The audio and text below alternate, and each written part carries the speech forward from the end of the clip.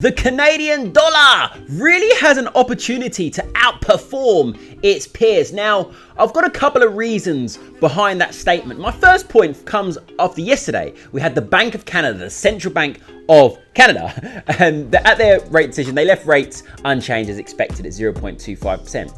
But the surprising and interesting thing came with them being quite optimistic in terms of the outlook for the economy. And on that front, they're actually scaling back slightly some of its, market operations, essentially where they're quantitative easing, where they've been pumping money into the economy, injecting all this cash in to try and stimulate and prop it up, obviously on the back of the negative economic impacts of coronavirus. This is quantitative easing, stimulus.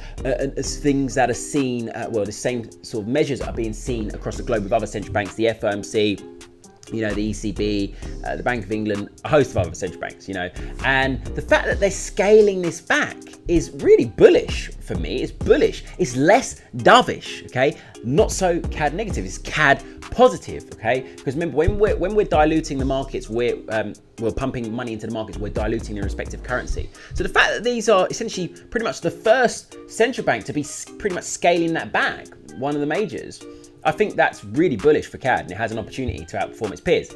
The second point, okay, something that's capping CAD a little bit at the moment is just the uncertainty of OPEC plus again. So it looked like earlier this week, oil was bullish. We were on a nice run. We've been on a nice run for the past few weeks now.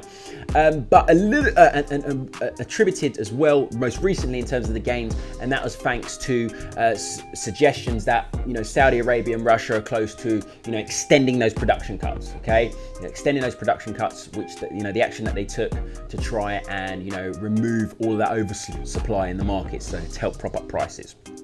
But the meeting was due to be held today, but it seems now that has now been delayed, and there's uncertainty about the date. When it's not past the realms of possibility that they're having difficulty again trying to agree something. It's happened many times before. We saw it back in March. We've seen it on a number of occasions. So it's just a little bit of uncertainty. It's weighing on oil and potentially CAD. Remember the correlation between the Canadian dollar and the oil market. So look, once they have a date and they agree and sign something, great. That's bullish for CAD as well. So there'll be two chunky fundamental backing or reasonings to see CAD push higher. Guys, in terms of daily fundamental and technical analysis, honestly, check out freedevil.io. Click on become a member. See what we offer.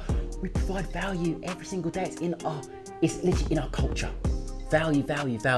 Check it out. Other than that, keep watching our blog. Stay lit. Let's get it.